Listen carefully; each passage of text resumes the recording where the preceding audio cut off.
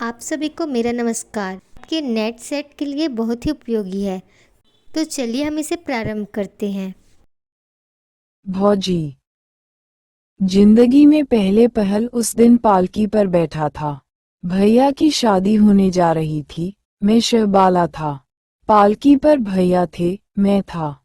चार मुस्टंडे कहार हमें डोए जाते।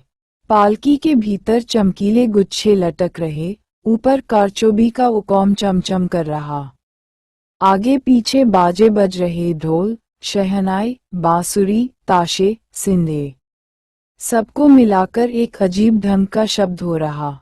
बगल में बल्लम लिए और पताका फहराते पायक चल रहे। हमारे बोदल ठाकुर हज्जाम हम पर चैवर डुला रहे। घोड़े तो सवारों को लेकर सर से आगे निकल गए थे। हाथी के घंटे हम सुन रहे थे। भैया सजे सजाए थे, रंगीन चमकदार कपड़े पहने, सिर पर जरी की टोपी दिए। उनके मस्तक पर चंदन की अजीब छाप थी। आंखों में काजल था। एक रुमाल से वह मसें भीगी हुई हैं जिन पर अपने उन अधरों को होंपे हुए थे। न जाने भैया के मन में क्या क्या भाव उठ रहे थे। किंतु मैं तो मस्त था अपनी इस पहली बारात यात्रा पर, बाजे गाजों पर।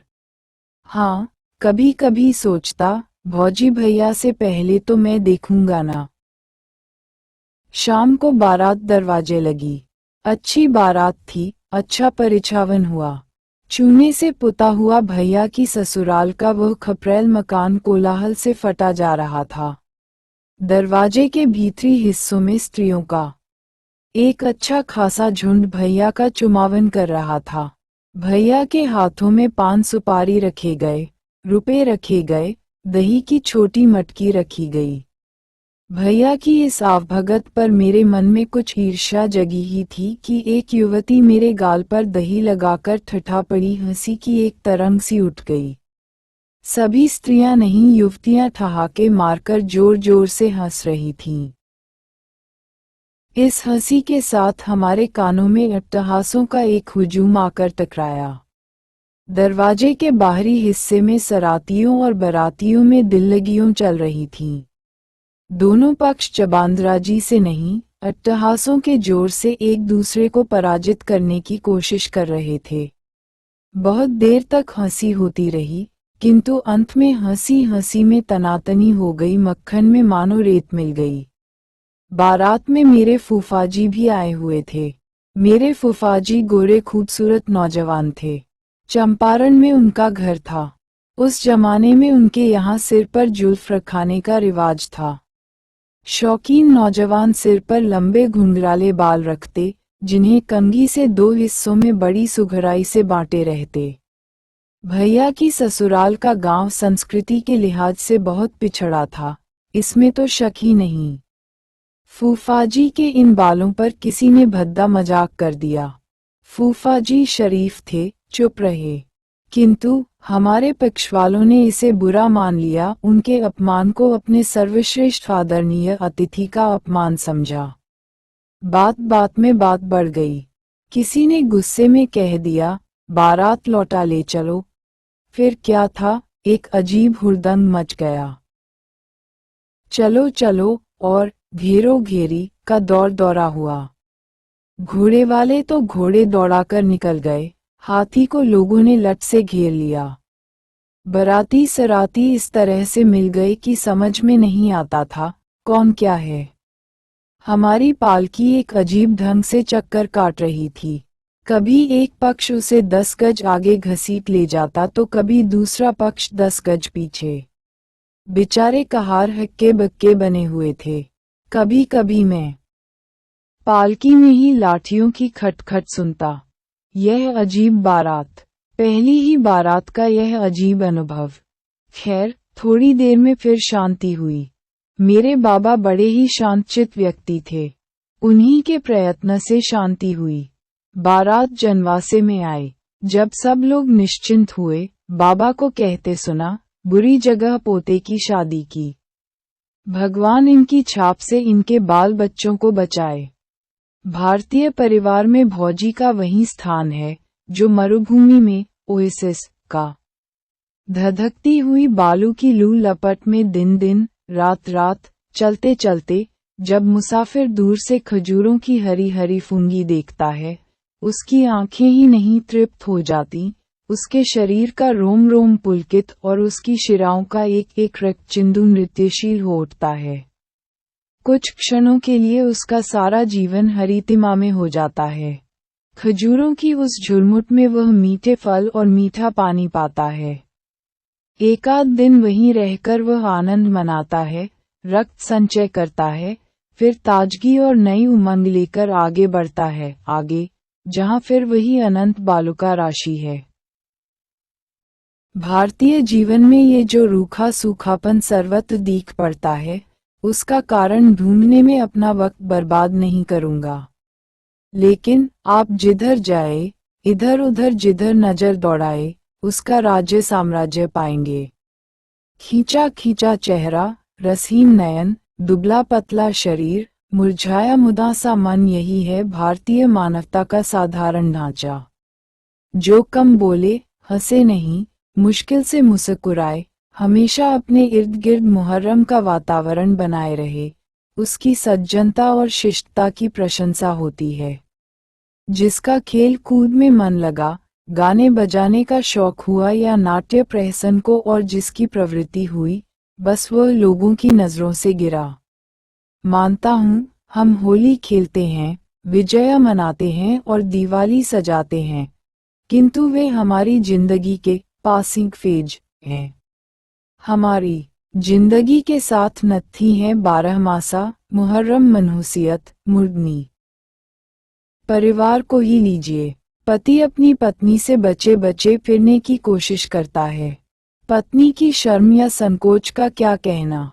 चुप चोरी से मिलो, होंठ होंठ से बातें करो और देखो, हंसी घूंघट या रुमाल से बाहर न निकले। बेटी बेटे अपने पिता माता के सामने हंसना इठलाना बुरा समझते हैं। किसी के घर में अगर कोई वृद्ध पितामह बचे हैं, तब तो मानो सबके मुंह पर ताला लग गया। जवान बहनें भाई के सामने आने जाने में संकोच करती हैं, तो भाई भी उनसे अलग अलग रहने की कोशिश करता है। छोटे भाई की पत्नी की छाया बड़े भाई पर नहीं पड़नी चाहिए। बहुएं सास को देखते ही सहम उठती हैं। जेठानी सास नंबर 2 का काम करती हैं। जो लड़की हंसती खेलती, चुहलें करती या तेजी से चलती है, उसकी जिंदगी मुहाल, तिरिया चंचल अति बुरी। क्या कवि गिरधरदास नहीं कह गए हैं?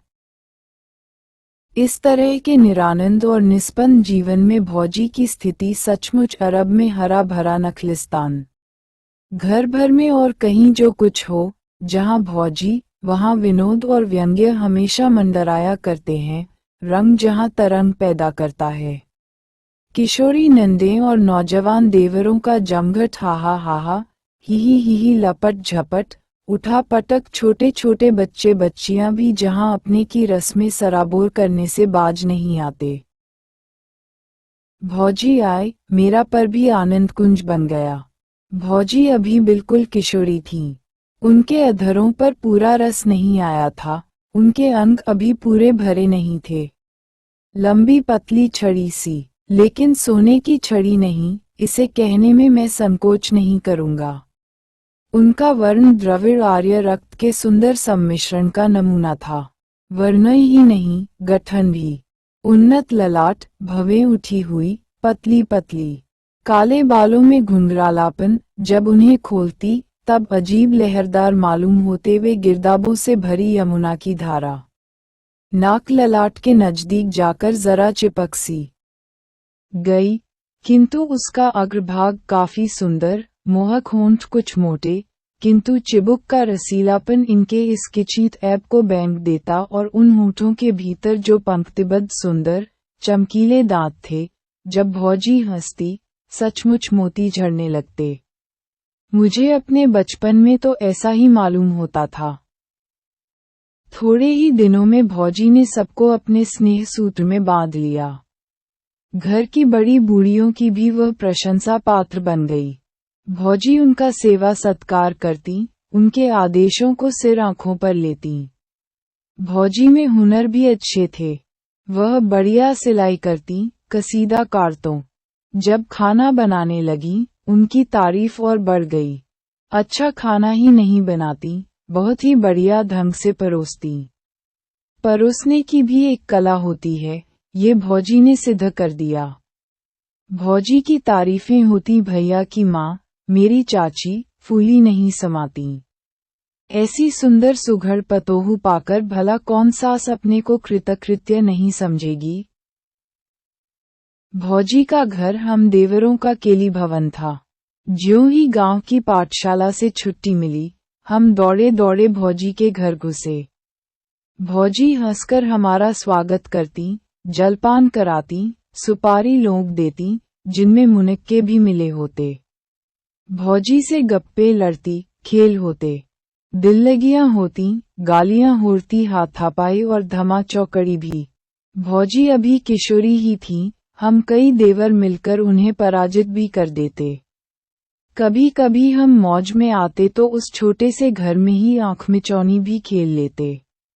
गृहस्थ का घर था, लंबा चौड़ा अगल बगल, जगह जगह अन्न रखने की मिट्टी की कोठियां पड़ी थीं। एक कोने में एक बड़ा सा काठ का संदूक था, हम उन्हीं की आड़ में छिपते छिपाते। एक दिन मुझे एक नई बात सूझी। मैं एक कोठी पर चढ़कर घर की मोटी धरन पर जा छिपा।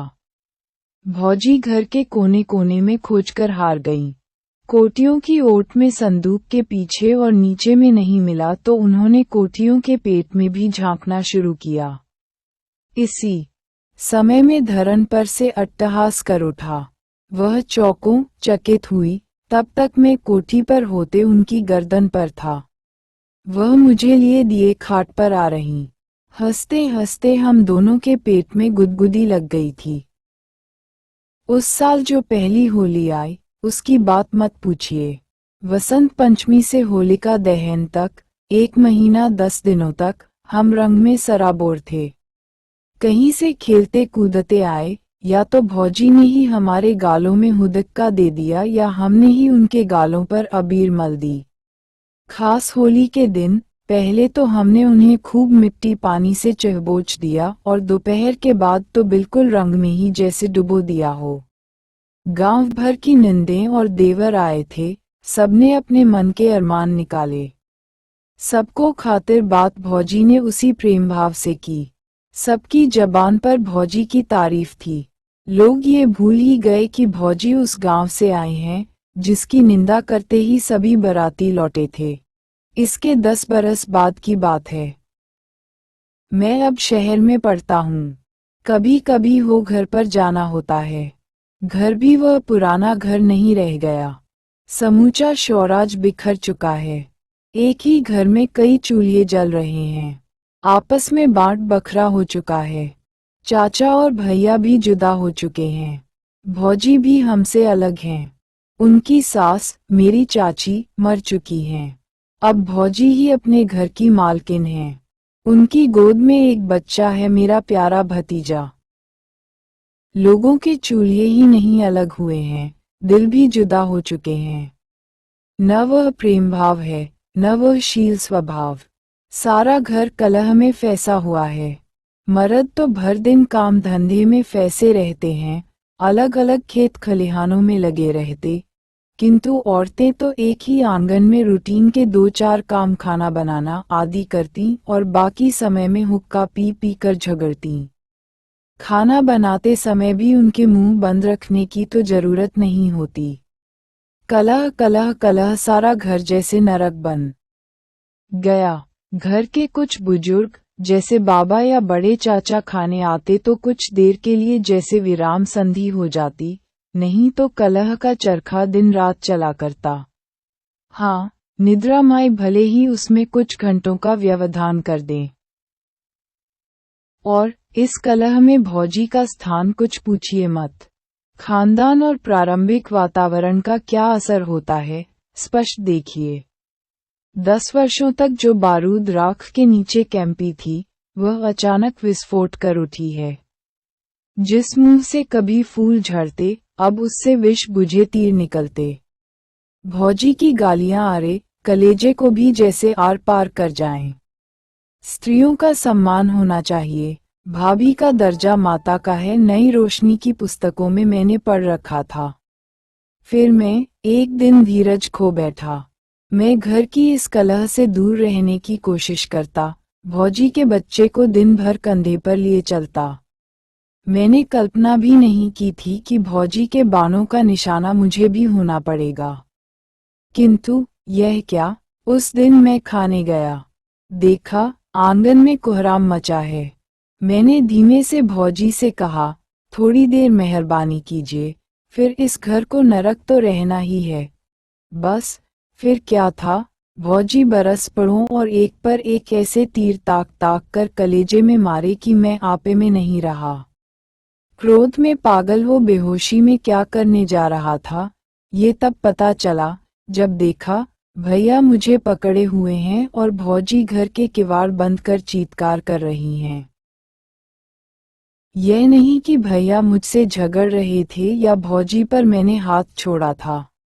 मुझे अपनी ओर बढ़ते देखकर पहले तो उन्होंने ताने पर ताने दिए, जैसे मैं उनसे रुक जाऊंगा, फिर भागकर घर में बंद हो गई और जोर से चिल्ला पड़ी, जैसे मैंने उन्हें पीटा ही हो।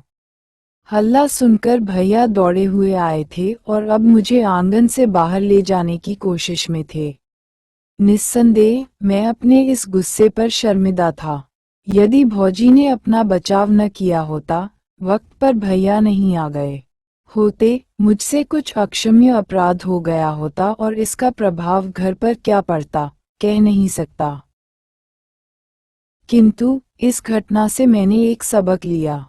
ज्यों ही घर का सूत्र मेरे हाथों में आया, मैंने अपने परिवार को उस घर से अलग करने का निश्चय कर लिया। अलग मकान बनाया और उसी में चला आया। लेकिन थोड़े ही दिनों में मैंने देखा, भौजी साधारण स्त्री नहीं है। जब तब वह वहां आकर भी अपने दिल का बुखार उतार जाती हैं।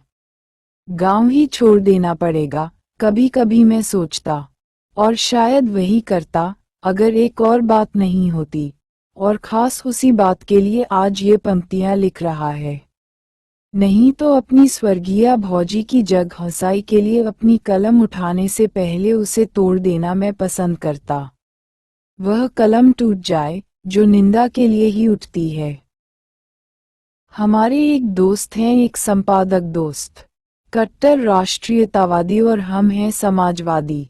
अतः ऐसे मौके आते ही रहते हैं कि हमसे नाराज होकर अपने पत्र के कॉलमों को हमें खरी खोटी सुनाने में सर्फ करते हैं। उनकी निर्मम आलोचनाएं हम तिलमिला उठते हैं। किंतु ये देखा है, ज्यों ही सरकार ने हम पर प्रहार किया या किसी दकियानुसी अखबार ने हमारी निंदा की, बस उनकी आलोचनाओं की बैटरी उस ओर मुड़ी। मानो उनकी दलील हो, ये हमारे हैं, हम इन्हें गाली दें या पुचकारें, भला तुम कौन होते हो इनकी ओर आंख उठाने वाले? आंख उठाओगे तो उसे फोड़ दूंगा। हाँ, कुछ इसी जोश खरोश से वह टूटते हैं उनकी ओर।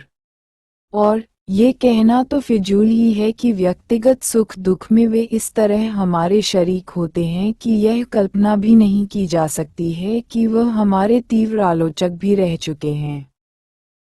मेरी भौजी की भी यही हालत थी।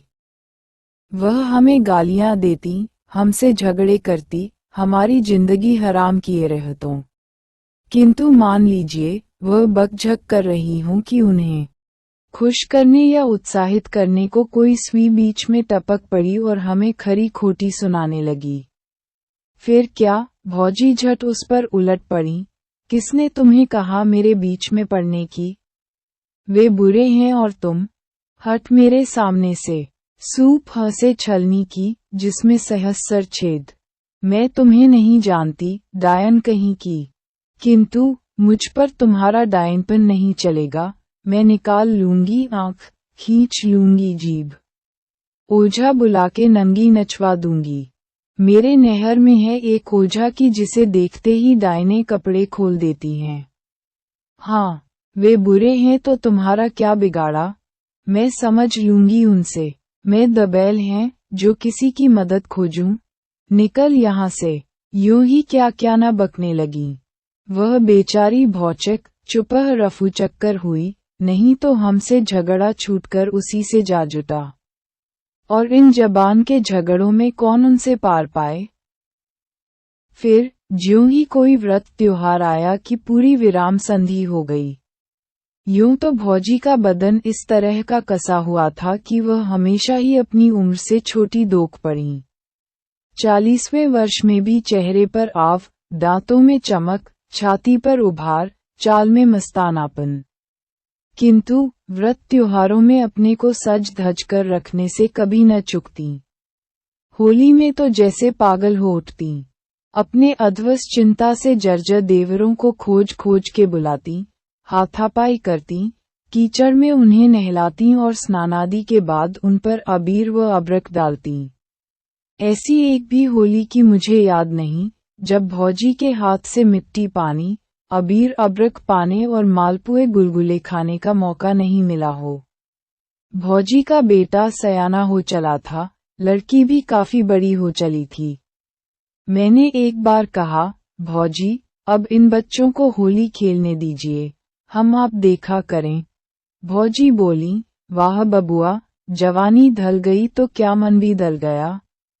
बच्चे अपनी होली खेलें, हम अपनी खेलते हैं, उनके अपने दिल, हमारे अपने दिल। भौजी का रो रो हंस रहा था। और बच्चों से उनका कितना स्नेह रहता था। इन झगड़े झमेलों के बीच भी मेरे घर आती और मेरे बच्चों को उपटन और तेल लगा जाती, काजल लगा जाती, उन्हें गोद में लेकर खेलती हंसाती।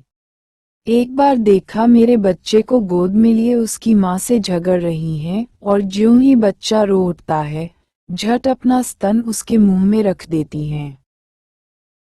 एक दिन इसी तरह का उनका कलह मेरी रानी से चल रहा था कि मेरे बड़े बच्चे के रोने की आवाज आई। झगड़ा छोड़िए कहती हुई दौड़ूं, किसने मेरे बच्चे को मारा। बाज सी झपटती उसी और गई और मैंने देखा बच्चे को लिए दौड़ी आ रही हैं। बच्चा जोर जोर से रो रहा था, उसे बिन्नी ने डंक मारा था। बच्चे को मेरी रानी की गोद में रख दौड़ी दौड़ी गईं, किरासन तेल ले आईं, गेंद की पत्तियां ले आईं और जहां डंक था वहां लगा दिया। यही देहाती दवा थी। बच्चा थरथर कांप रहा था। डंक ज्यादा जहरीला था, उसे बुखार हो आया। जब तक बुखार रहा, भौजी अपना और मेरा घर आंगन एक किए रहीं। 1 जून तो उनके घर में चूल्हा तक नहीं जल सका। भैया हंसते हुए आए और मेरी रानी को और लक्ष्य कर कहा, झगड़ा हो तो ऐसा, मेरा खाना बंद हो गया। भैया का भोजन मेरे ही घर पर हुआ। तभी तो आज भौजी नहीं है। मेरी रानी अपने को उनके दोनों बच्चों की, धर्म की माँ समझती है और उन दोनों की शादियों में उसने क्या क्या न किया। भौजी थी तो कलह थी, उनकी स्मृति ने उस कलह को स्नेह में बदल दिया है। मैं जब जब उस संपादक दोस्त के निकट जाता हूँ, इच्छा होती है उसके चरण छू लूं। उम्र में मुझसे बुजुर्ग भी हैं, और जब जब भौजी की याद आती है, दोनों हाथ मिलकर मेरे सिर से जा लगते हैं। प्रणाम भौजी। धन्यवाद। नेटसेट जेआईएफ टीजीटी पीजीटी या पीजी एवं अन्य सभी प्रतियोगी परीक्षाओं से संबंधित के लिए आप मेरे द्वारा बनाए गए YouTube चैनल हिंदी की दुनिया के माध्यम से आप देख व सुन सकते हैं।